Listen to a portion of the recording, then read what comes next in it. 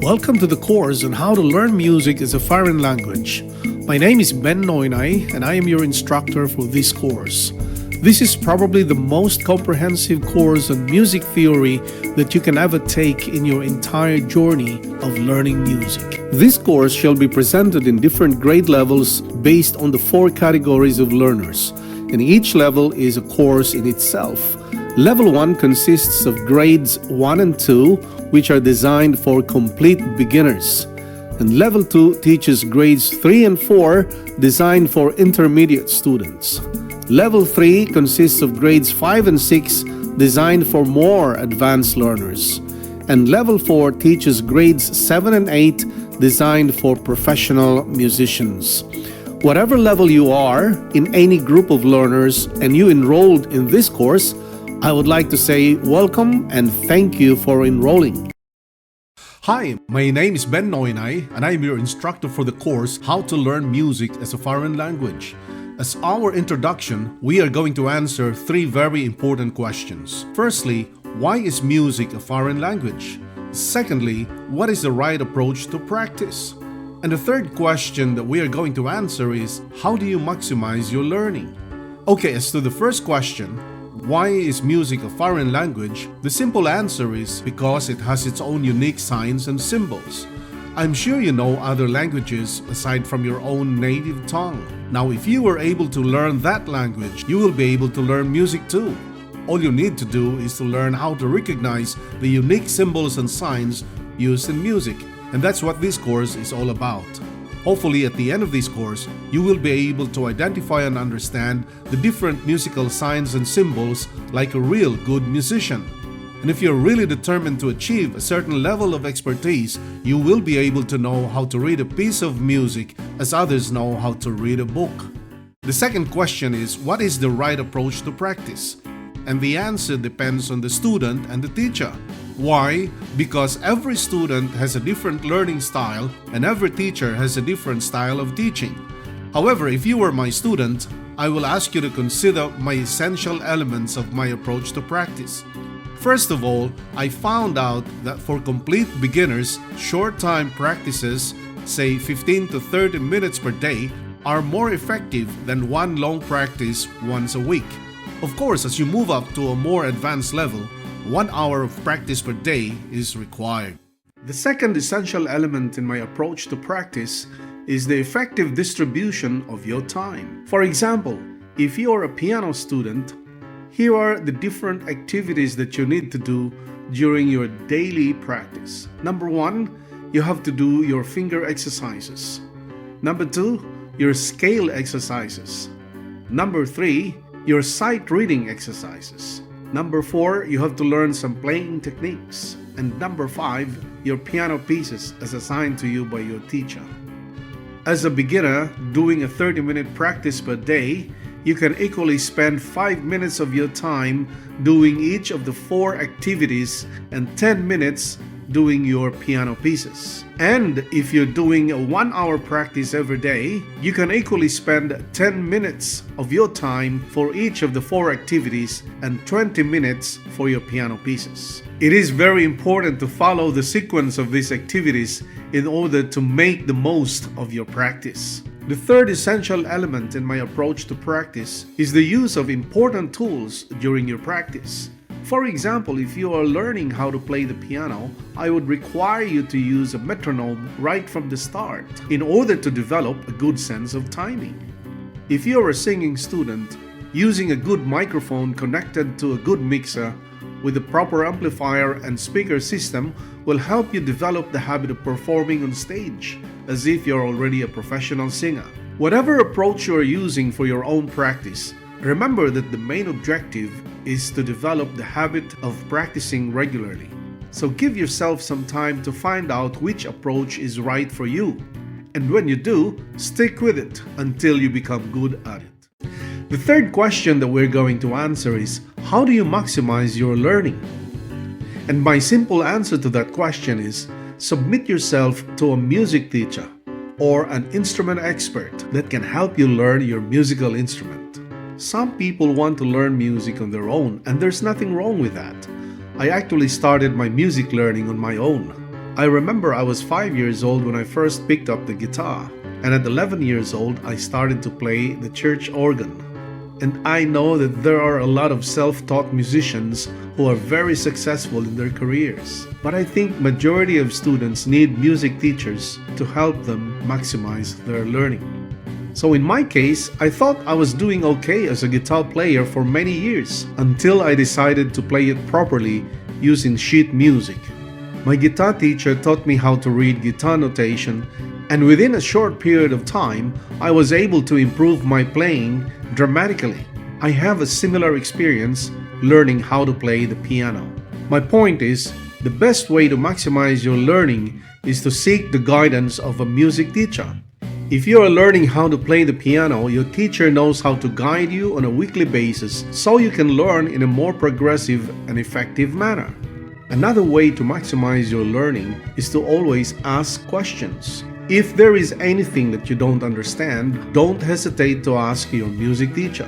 I've learned that ASK, ask, is an acronym for always seeking knowledge. So use it all the time. Maximize it. Lastly, if you are one of my online students, I would encourage you to communicate with me for clarification and/or further explanation of your current or previous lessons. I also encourage you to join the conversations in our Facebook page and interact with other students, or simply send me an email if you need more information about certain topics in our lessons. Use the tools accessible and available to you so you can maximize your learning. Now, are you ready to learn music as a foreign language? Okay, let's get started. I'll see you in the next video. Again, welcome to the course on how to learn music as a foreign language. You are now about to start your journey in learning how to read music. Our first course is called Introduction to Music Symbols. This is Grade 1, Level 1. And we are now in Section 2. And in this section, we shall be learning the first set of music symbols. And here's what we will cover in this section. First, we study the music alphabet, then the music staff, then the music notes and music rests. Then we shall look at the stem and the note head and some stem rules on the position and its direction. First in the list is the music alphabet. The music alphabet consists of the first 7 letters of the English language: A, B, C, D, E, F, and G. These letters are very familiar to most people, so there's no need to explain each one of them, except that each letter represents a music note. We shall study these letters a little bit deeper in the next few sections. For the meantime, probably the most important lesson here is to learn that in a consecutive flow of notes, we go back to A after G. So here's a bit of an exercise for you. I know you can read fast or maybe very fast from A to G. Now, can you do the same backwards? Try reading the same speed from G to A. Secondly, we look at the music staff. The music staff consists of 5 parallel lines. Notes are written on these lines and in the spaces between them. Now, it is very important that we count the lines and spaces starting from the bottom going to the top and not the other way around. In other words, the bottom line is the first line and the top line is the 5th line. The bottom space is the first space and the top space is the 4th space. This is very important as we begin to study the position of notes within the music staff. The third in the list of our first set of music symbols are the notes themselves. For this course, we shall be recognizing 5 different kinds of notes, and we are going to learn them according to their values. By values, I mean their beats. In other words, every one of these notes has its own number of beats, and that's how we are going to classify them. This is the whole note, and it has 4 beats. This is the half note, and it has 2 beats. This is the quarter note, and it has 1 beat. This is the 8th note, and it has half of a beat. And this is the 16th note, and it has a quarter of a beat. Remember how these notes look. The whole note looks like a circle. The half note has a note head of a whole note, but with a stem. The quarter note has a shaded note head and also with a stem. The 8th note looks like a quarter note with an added tail or a flag. And the 16th note looks like an 8th note with 2 tails or flags. In Western music, the naming of notes is based on the 4-beat note, which is the whole note. So the reason why half note is called as such is because its value is half of the whole note or 2 beats. And we call it a quarter note because its value is only 1/4 of the whole note or 1 beat. The 8th note is called as such because its value is 1/8 of the whole note or 1/2 of 1 beat. And lastly, the 16th note is called as such because its value is 1/16 of the whole note or 1/4 of 1 beat. The next set of symbols that we're going to study is the rest. We already know that the notes indicate the sound of music when we play them in a musical instrument. The beats or counts indicate the duration or length of sounding the notes. So for example, if we use the piano as our instrument, to play a whole note means we hold the key for 4 counts. 1, 2, 3, 4. To play a half note means we hold the key for 2 counts. 1, 2. In music, precise counting is the most essential skill that a musician can learn in order to form the playing of the notes into beautiful sounds of music. The music rule says the musician must keep the counting even if the notes are not played. In other words, counting must continue even in silence. And this is where the music rests come in. Music rests are classified according to their beats or counts, just like the notes. Each music rest is represented by a symbol. This is the whole rest. It has the same 4 beats as the whole note. The only difference is the whole rest has 4 beats of silence. This is the half rest, which has the same 2 beats as the half note. And we shall look at these 2 rests a little bit more in the next few sections when we write them in the music staff. Now meet the quarter rest, which has the same 1 beat as a quarter note. This is the 8th rest with 1/2 of a beat of silence. And lastly, the 16th rest, which has 1/4 beat of silence. Now let's study one of these notes a little bit more. Let's focus on a quarter note for a moment. Now we know that the quarter note has a stem attached to the note head. It's important to know that there are rules that govern the direction and the position of the stem. First, here's the rule about the direction of the stem. If the note is written below the 3rd line of the music staff, the stem must be written pointing upward.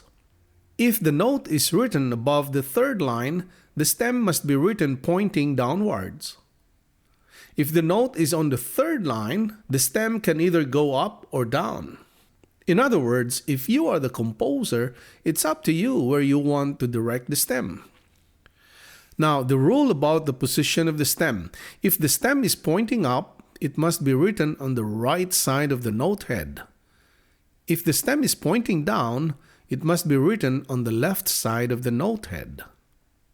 At any rate, the most important thing to know about the notes with the stem is that it is the note head that determines the position of the note and not the stem. This is the end of section 2. Welcome back to the course on how to learn music as a foreign language. We are now in section 3. In this section, we are going to study the second set of music symbols. The 5 lessons that we are going to cover in this section are: number 1, we are going to look at the treble clef and the bass clef. Number 2, we're going to quickly look at the treble staff and the bass staff. Numbers 3 and 4, we are going to spend a little bit more time studying the notes on the treble staff and the notes on the bass staff. And number 5 will be our first assessment. It will be a short quiz just to make sure that we have fully learned what we have covered so far. Okay, this is the treble clef. This symbol is placed at the beginning of each line of music for higher sounding notes, hence the name treble. And this is the bass clef. This symbol is placed at the beginning of each staff line of music for lower sounding notes, hence the name bass. So if we put the treble clef on the music staff, we call that staff the treble staff. The treble clef is also called a G clef because it indicates the position of the note G by starting its first stroke on the second line of the music staff. So now, any kind of note that we write on the second line of the treble staff is a G note. And if we put the bass clef on the music staff, we call that staff the bass staff. The bass clef is also called an F clef because it indicates the position of the note F by starting its first stroke on the fourth line of the music staff. So now the note that we write on the fourth line is the note F. Now it is very important to note that the notes on the bass staff are written in different lines and spaces compared to the notes on the treble staff. As you can see, the note on the fourth line of the bass staff is F, while the note on the fourth line of the treble staff is D. And the previous note, G, found in the second line of the treble staff is actually B if written on the bass staff. Now, to avoid the confusion, we will now study and learn the other notes of each of these two staves. Now, if you recall from the previous section, we studied that each letter of the English alphabet represents a music note. To find out the names of the notes on the treble staff, all we have to do is to think of the first 7 letters of the English alphabet: A, B, C, D, E, F, and G. There is a very simple rule that we need to follow in order to read each of these letters representing the music notes. To read the alphabet forwards means to read the notes from the bottom going to the top of the treble staff. And to read the alphabet backwards means to read the notes from the top down to the bottom of the treble staff. Let's start identifying the notes on the lines of the treble staff. Now, remember that the other name of the treble clef is a G clef. This means that we have a given note already, which is the note G, written on the second line of the treble staff. This is the letter G representing the note G. So, in order to find out what the other notes on the lines of the treble staff are, all we have to do is to follow the simple rule I mentioned earlier. Therefore, on the first line of the treble staff is the note E, and on the third line is the note B. On the fourth line is the note D, and on the fifth line is the note F. We shall now identify the notes in the 4 spaces of the treble staff. In the first space is the note F. In the second space is the note A. In the third space is the note C, and in the fourth space is the note E. I know it's not easy to remember all these notes, so we use acronyms to help us remember them. For the notes in the spaces of the treble staff, the 4 letters form the word face, so it's the easiest acronym to remember. For the notes on the lines of the treble staff, this is the acronym that we use, or rather these are: Every good boy does fine, or Every good boy deserves fruit. So there you go. These are the notes on the lines and in the spaces of the treble staff. Now let's take a look at the notes on the bass staff. The same rule applies here. Can you remember what is our given note? That's right, it's the note F on the 4th line. Why? Because of the F clef, which is the other name of the bass clef. So let's identify the other notes on the lines of the bass staff. On the 5th line is the note A, and on the 3rd line is the note D. On the 2nd line is the note B, and on the 1st line is the note G. Now the notes in the spaces. In the first space is the note A, in the second space is the note C, in the third space is the note E, and in the fourth space is the note G. Again, we use acronyms to remember these notes easily. For the notes on the lines, we use this acronym: Good boys deserve fruit always. And for the notes in the spaces, all cows eat grass. You may have heard other acronyms that others are using. You can even make your own if you want to. It doesn't really matter what acronym you use. The main thing is to use it to help you remember these notes. And there you go. These are the notes on the lines and in the spaces of the bass staff. Be sure to remember them and get ready for our short quiz. And this is just to make sure that you understand everything that we have covered so far. So what I want you to do now is download the PDF file and answer the questions there.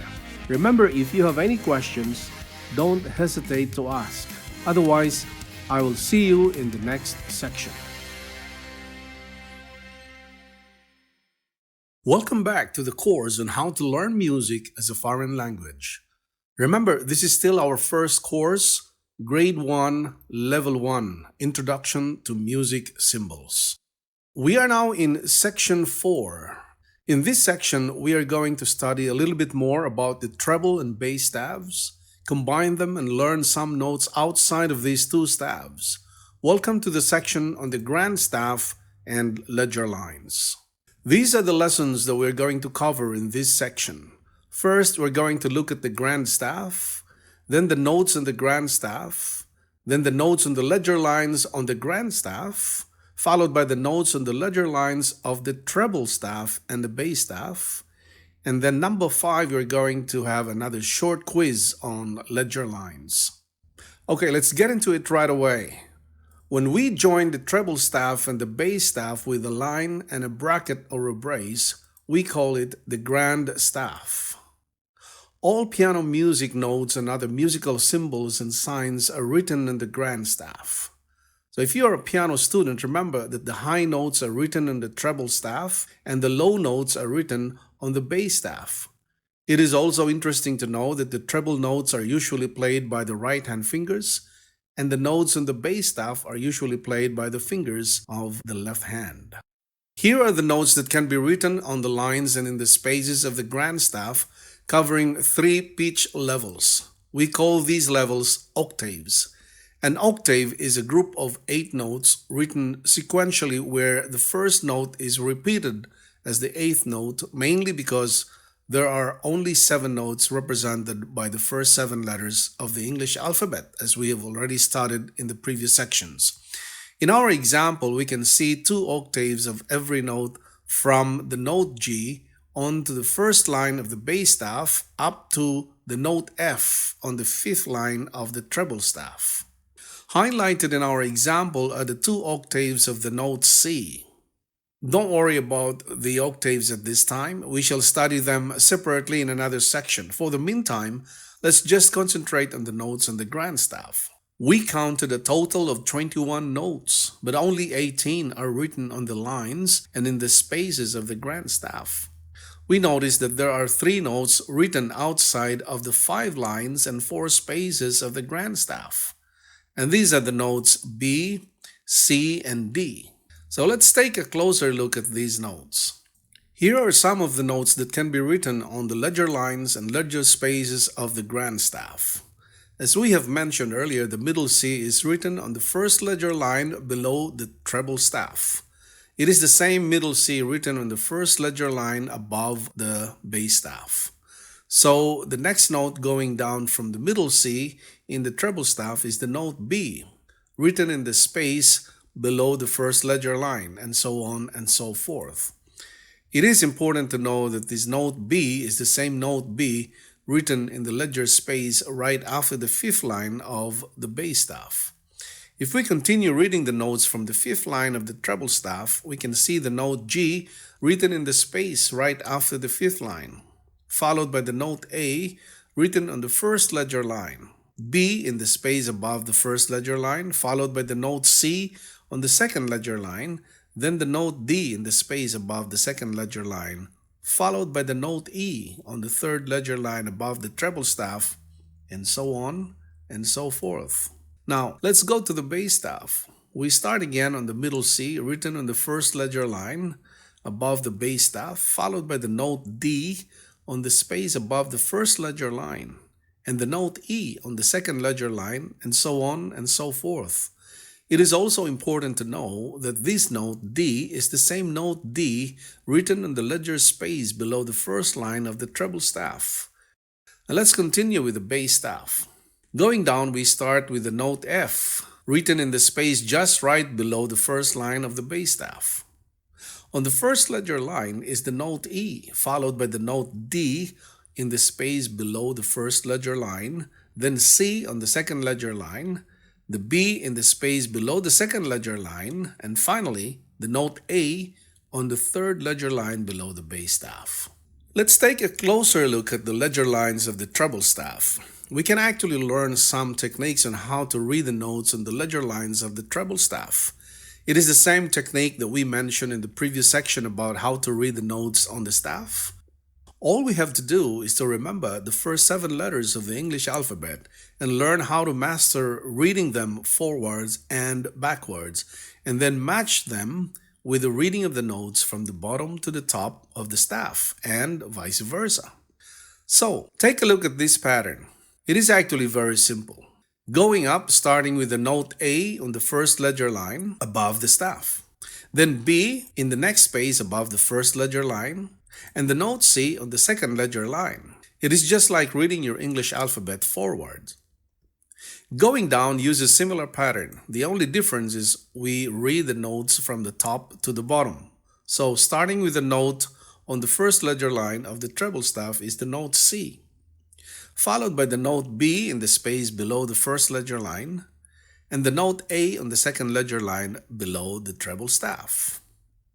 Now you can read the notes on the ledger lines and in the spaces of the treble staff. And it's not really that hard once you understand how to apply a simple technique. Now let's take a closer look at the ledger lines of the bass staff. We can actually use the same technique on how to read the notes on the ledger lines of the treble staff. Again, it is the same technique that we mentioned in the previous section about how to read the notes on the staff. All we have to do is to remember the first 7 letters of the English alphabet and learn how to master reading them forwards and backwards, and then match it with the reading of the notes from the bottom to the top of the staff and vice versa. So, let's take a look at this pattern. It is actually very simple. Going up, starting with the note C on the first ledger line above the staff. Then D in the space above the first ledger line, and the note E on the second ledger line. It's just like reading your English alphabet forwards. Going down uses similar pattern. The only difference is we read the notes from the top to the bottom. So starting with the notes on the first ledger line of the bass staff is the note E, followed by the note D in the space below the first ledger line, and the note C on the second ledger line below the bass staff. Now you can read the notes on the ledger lines and in the spaces of the bass staff. And again, it's not really that hard once you understand how to use and apply a very simple technique. Now, are you ready for your second short quiz? Just to make sure that you understand everything that we have covered so far about ledger lines, take this short assessment. Download the PDF file in the next lecture and answer the questions there. If you have any questions, don't hesitate to ask. Remember that ASK stands for Always Seeking Knowledge. So use it to maximize your learning. Otherwise, I'll see you in the next section. Welcome back to the course on how to learn music as a foreign language. Just a reminder, we are still in Grade 1, Level 1, Introduction to Music Symbols. Welcome to Section 5. In this section, we are going to study a few more music symbols, bar lines, 4/4 time signature, and the repeat sign. These are the 5 lessons that we're going to cover in this section. In Lesson 1, we're going to study the different types of bar lines and their individual functions in the music staff. In Lesson 2, we are going to study a very common simple time signature called 4/4. In Lesson 3, we're going to have a quick review of the notes and rests. In Lesson 4, we're going to study a little bit more about the values of music notes and rests. And in Lesson 5, we're going to learn the repeat sign. Now let's take a look at bar lines. Bar lines are drawn across the music staff in order to divide the piece of music into sections. We call these sections bars or measures. Without bar lines, it is difficult to determine the phrasing of notes to form into a sensible musical progression. So generally, bar lines tell us where one measure ends and another begins. Let's take a closer look. In a grand staff, bar lines are drawn across the treble and bass staves. There are different types of bar lines in music. Each has its own specific function. In this lesson, we shall only cover three types of bar lines. First is the single bar line, which tells us where the measures are and separate the notes as required by a specific time signature. Secondly, a double bar line shows us that there is a major change in the music, such as a new time signature or a section of music is ended. Thirdly, the final double bar line, one is thicker than the other and it indicates that the piece of music is finished. At the beginning of each piece of music after the clef, you will see two numbers. These numbers are called a time signature. The number on top indicates the number of beats in each bar or measure of music, and the bottom number tells us the type of note receiving one beat.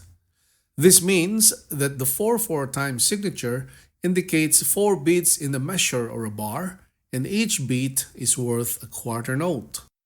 4/4 is the most common time signature and is sometimes represented by the common time symbol, which looks like the letter C. So if we have all quarter notes in a 4/4 time signature, each note will be played with one beat counting like this: 1, 2, 3, 4.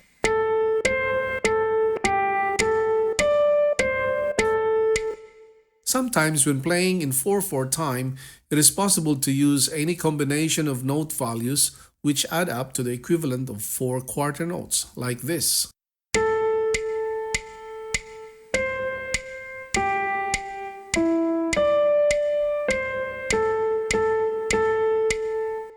Okay, just a quick review on the first most common notes that we have studied so far: the whole note, the half note, the quarter note, the eighth note, and the 16th note. It is important to know that these types of notes have different names, especially if you live in the United Kingdom or in Australia. The whole note is called a semibreve. The half note is called a minim. The quarter note is called a crotchet. The eighth note is called a quaver. And the 16th note is called a semiquaver. Obviously, the names of the rests also change with the notes. So the whole rest is called a semibreve rest. The half rest is called a minim rest. The quarter rest is called a crotchet rest. The eighth rest is called a quaver rest. And the 16th rest is called a semiquaver rest. As we have studied in previous lessons, a note value refers to the duration of time a musical note is played or sung and is measured by beats or counts. In our example here, we use a 4/4 time signature, which means 4 beats in each bar. Notice the number of notes needed to meet the time signature requirement. Because we are using a 4/4 time signature, every bar cannot have more than 4 beats. Therefore, if we use a whole note in one bar, that's the only note we need because its value is already 4 beats.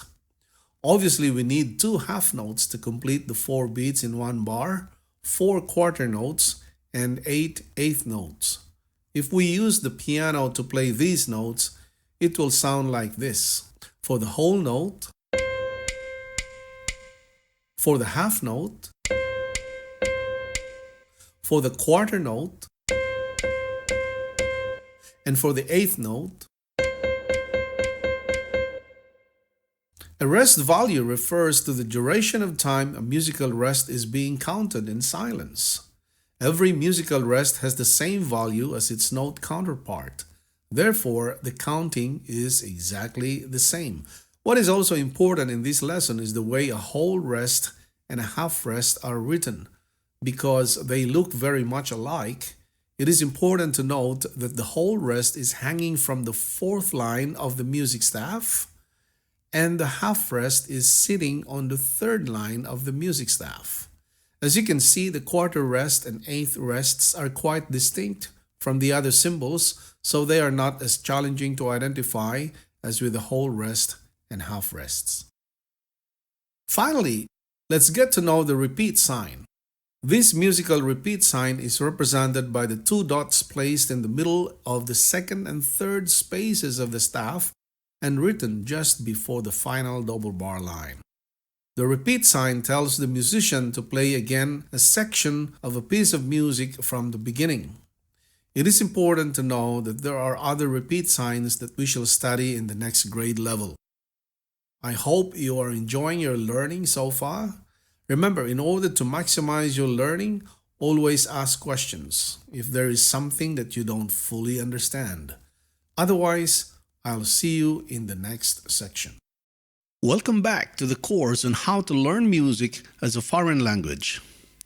We are now in section 6 of our first course, Introduction to Music Symbols, Grade 1, Level 1. In this section, we are going to learn the other two simple time signatures. So here are the lessons that we are going to cover in this section. Firstly, we are going to have a quick review on the 4/4 and the common time signature. Then we shall study the 2/4 time signature. Then the 3/4 time signature. Okay, so let's get started right away. Remember the 4/4 time signature? The top number 4 tells the musician that there can only be a maximum of 4 beats in one bar or measure. Again, the bottom number 4 tells the musician that each beat has the time value of a quarter note. In the previous section, we studied a few combinations that can be drawn from this time signature. In our simplified example here, I want you to practice counting using a quarter note for every beat in the first and second bars and a whole note in the third bar.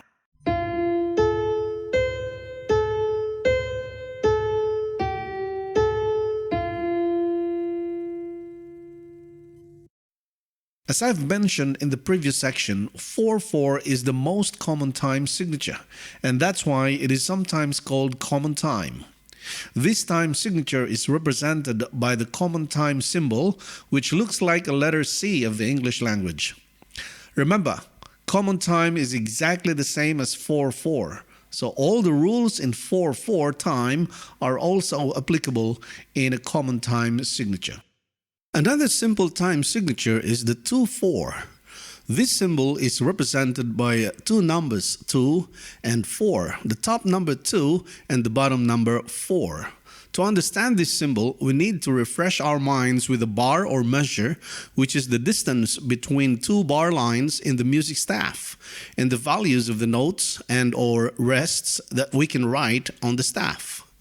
So the top number 2 tells the musician that there can only be a maximum of 2 beats or counts in one bar or measure. The bottom number 4 tells the musician that each beat or count has the time value of a quarter note. So since there can only be 2 beats in a bar, the highest note value that we can write on the staff is a half note because it already has 2 beats. Other note values like quarter notes and eighth notes can be written on the music staff in different combinations, like 2 quarter notes, 1 quarter note and 2 eighth notes, 1 quarter note and 1 quarter rest, 2 eighth notes and 2 eighth rests, etc. Try to practice counting 2/4 time based on our example here so you can get used to this time signature.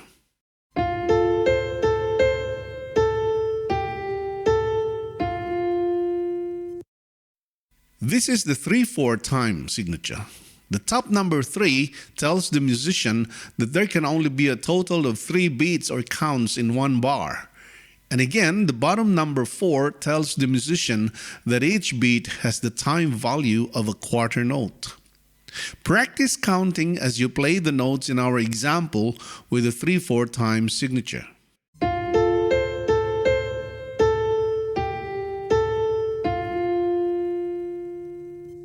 And just to make sure that you are on your way to mastering the simple time signatures, download the PDF file of this exercise and practice them by playing and counting them. Welcome back to the course on how to learn music as a foreign language. We are now in section 7 of our first course, Introduction to Music Symbols, Grade 1, Level 1. In this section, we shall take a closer look at some symbols used as instructions and rules on how some notes are written and played. And here's what we will cover in this section. First, we're going to study a little bit more into the note and rest symbols. First, we're going to learn how a dot increases the time value of a note. Then we are going to learn the different groupings of notes and rests. Then we're going to learn about lead-in notes. Lastly, we're going to learn how to read and understand the first and second endings in an actual piece of music. First in the list are dotted notes. In music, a dot is very useful. Specifically, a dot added next to a note can increase the value of that note by half of its original value. So let's take, for example, a half note. Originally, a half note has 2 beats. A dotted half note is now equivalent to a half note plus a quarter note. Therefore, it now has 3 beats. Now let's take a look at a quarter note. Originally, a quarter note has 1 beat. A dot added next to a quarter note adds another half beat to it. So a dotted quarter note has now 1.5 beats. As shown in our example, it's just like playing a quarter note plus an eighth note. Now, did you remember the lesson on how to group 8 notes in a music staff? Well, there's another grouping that we need to study. This time, it includes the different rest symbols. Like the eighth notes, there are rules that the composer has to observe in grouping notes and rests together in a music staff. Remember, these rules are dependent on the time signature. In our example here, in a 4/4 time, a half rest which has 2 beats of silence can be used on either the first 2 beats or the last 2 beats, but not on the second and third beats of the bar. If you need to have some 2 beats of silence on the second and third beats, you need to use 2 quarter rests instead of 1 half rest. In 3/4 time, it is very common to use quarter rests to show each beat, not a half rest as shown in our example here. What is a lead-in note? To answer this question, we need to look at some songs which do not start right on the first beat, but rather maybe on the second or the third or even the fourth beat, depending on its time signature. A lead-in note is a part of the number of beats in the last bar of a piece of music. So when you add the number of beats of the lead-in notes and the number of beats in the last bar, they will add up to the exact number of beats as required by the time signature being used in that piece of music. In our example here, the music is in a 4/4 time signature and it starts on the 4th beat with a quarter note. As you notice, there are only 3 beats in the last bar represented by a dotted half note. But if you add the 2 together, you will have a complete 4 beats in that bar. Therefore, the counting of bars doesn't start on where the lead-in note is written, but rather on the next bar with complete number of beats. Aside from the lead-in notes, another common variation to the number of bars is the use of first and second endings. And this is more a style of writing music to save some space. So this lesson benefits the composers more than the players. But of course, the players need to know this as well to be able to follow the flow of the music they are playing. Some pieces of music have this variation. The music is first played using the first ending represented by this symbol. It is then repeated using the second ending represented by this symbol. First and second endings may be used at the end of a piece or at the end of a verse in a song or a section. Now, here is an example how the first and second endings are used in this particular song.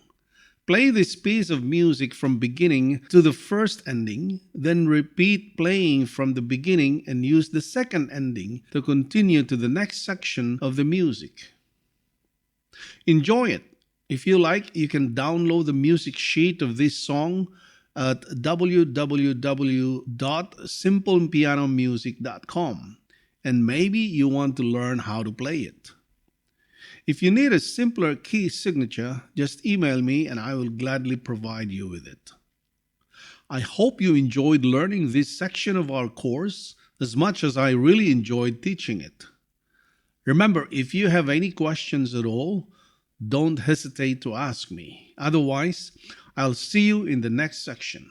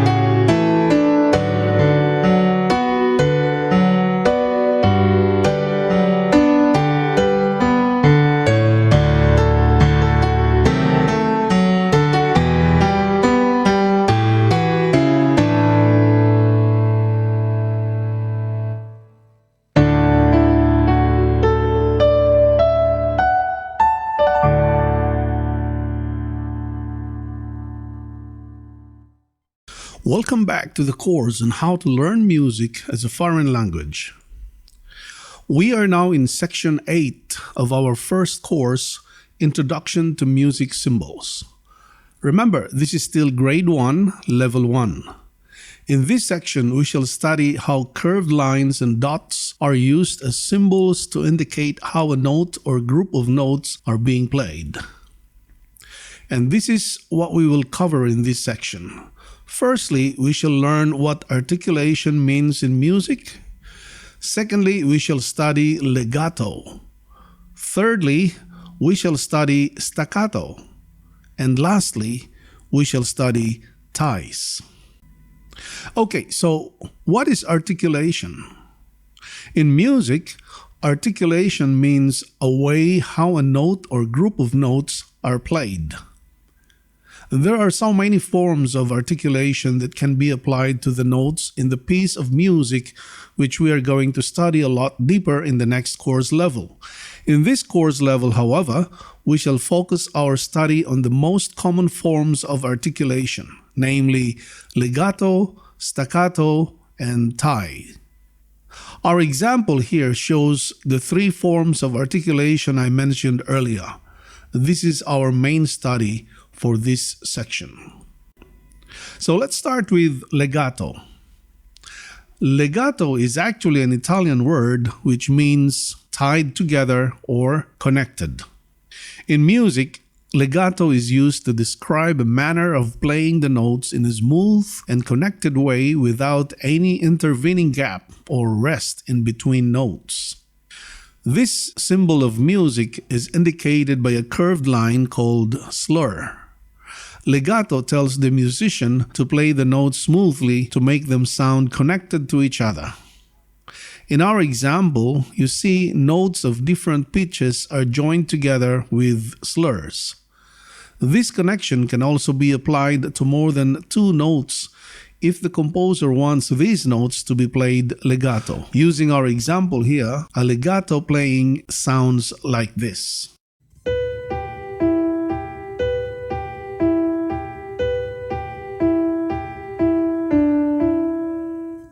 Opposite to legato is another Italian term called staccato, which literally means detached. In music, staccato is a form of articulation which tells the musician to play a note short and separate from other notes in the music staff. As a musician, you will know that a note is to be played staccato when you see a dot either above or below the note head. Using our example here, a staccato playing sounds like this.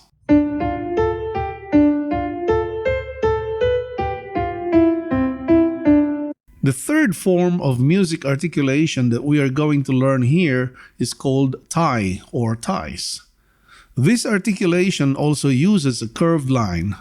Now don't confuse it with a slur, which is used to play legato. A tie is a curved line used to join 2 or more notes of the same pitch, while a slur is used to join together 2 or more notes that are not the same pitch. A tie tells the musician to play only the first note and hold it until the value of the tied note or notes are duly counted and played. In other words, the value of the extra note or notes is added to that of the first note. The initial note keeps ringing for the value of all the tied notes.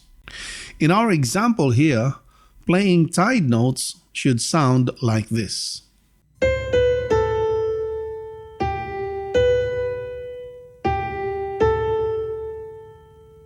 This is the end of section 8.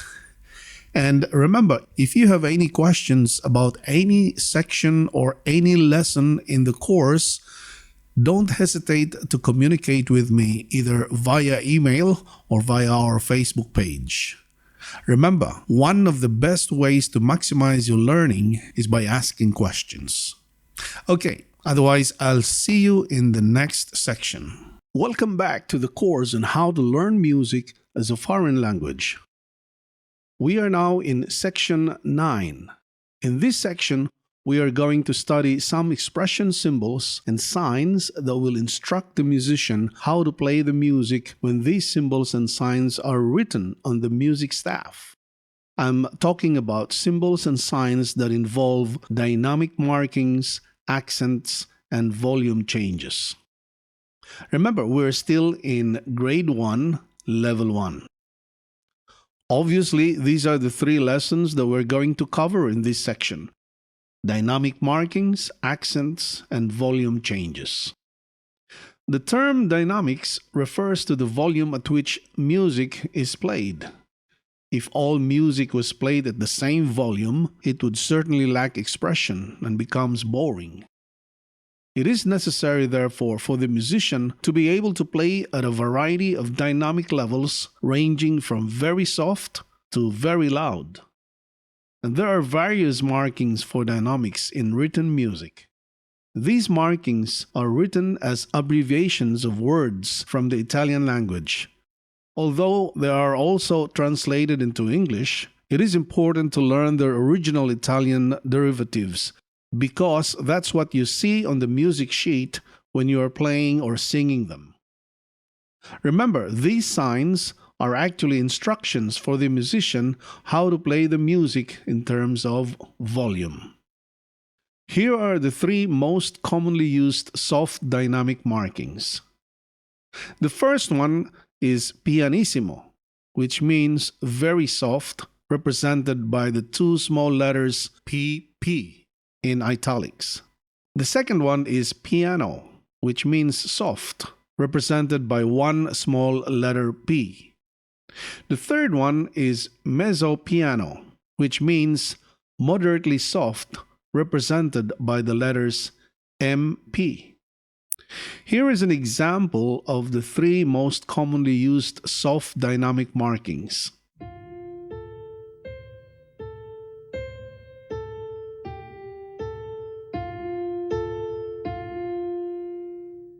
Here are the 3 most commonly used loud dynamic markings.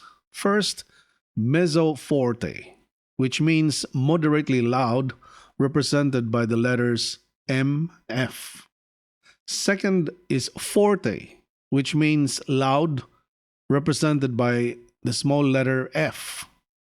And third is fortissimo, which means very loud, represented by the 2 small letters FF. Here is an example of the most commonly used loud dynamic markings.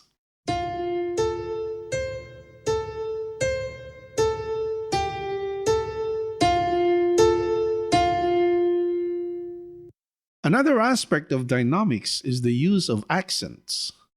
Accent marks are used to indicate notes which are to be played louder than the other notes. The accent is indicated by a horizontal wedge mark above or below the note. Here is an example of a music piece with accent.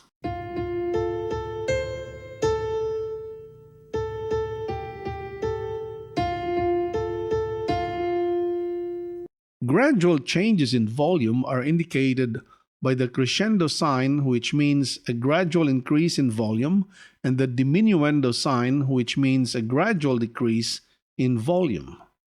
Here is an example how these instructions in volume changes are being followed in playing music.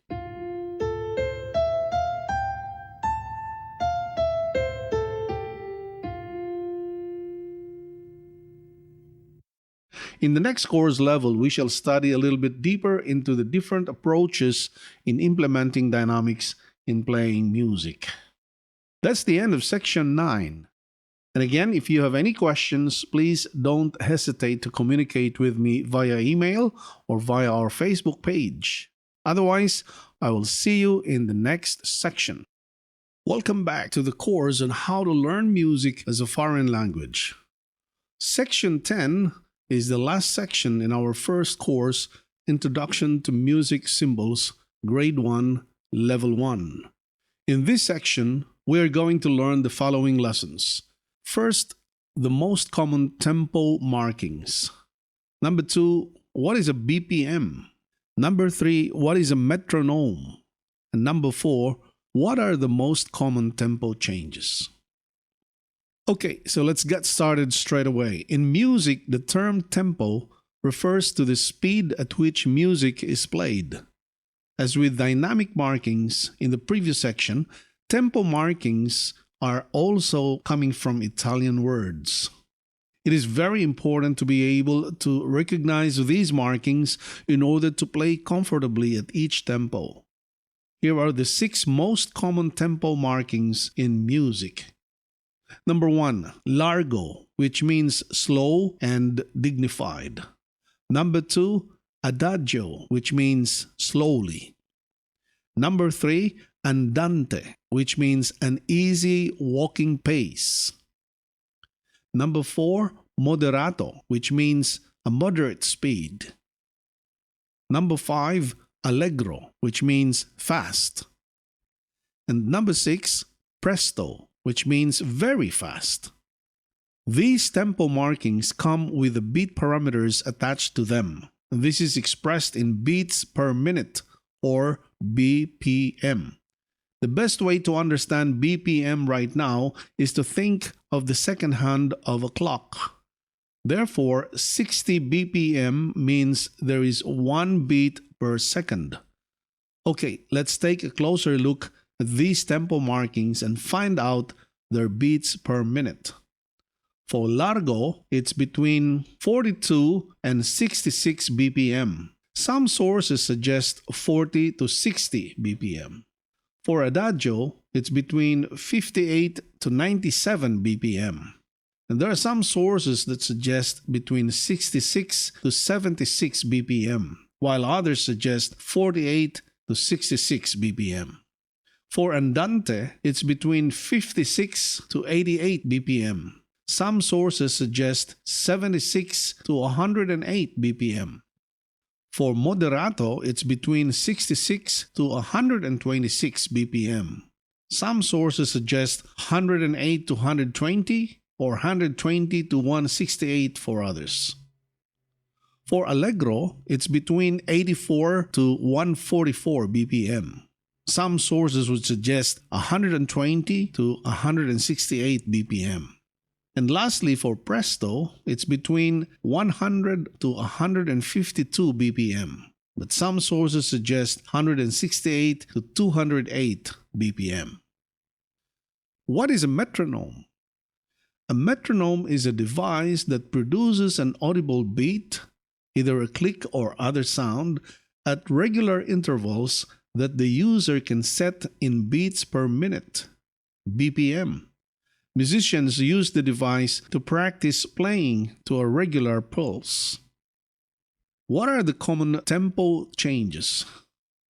In general, any piece of music can change its tempo anytime between its intro and its outro, or between its beginning and its ending. However, in order to tell the musician which part of the music had to change tempo, markings have to be used. Most of these tempo changes are expressed again in Italian or in Spanish. And here are the most common tempo changes used in music. Number 1, ritardando. The abbreviation is RIT, R-I-T, which means gradually slowing down. Number 2 is ritenuto. The abbreviation is R-I-T-E-N, riten, which means immediately slowing down. Number 3 is accelerando. The abbreviation is A-C-C-E-L or accel, which means gradually speeding up. Number 4 is a tempo, which means to return to the base tempo after the adjustment. And just a quick reminder, we shall study more tempo markings and changes in the next course levels. And this is the end of our first course, Grade 1, Level 1, Introduction to Music Symbols. I hope you enjoyed learning the course as I did in teaching it. If you have any questions in any of the sections in this course, please don't hesitate to communicate with me via email or via our Facebook page. Thank you for enrolling, and I look forward to teaching you the next grade level of how to learn music as a foreign language. And may you continue to enjoy learning music. Bye for now.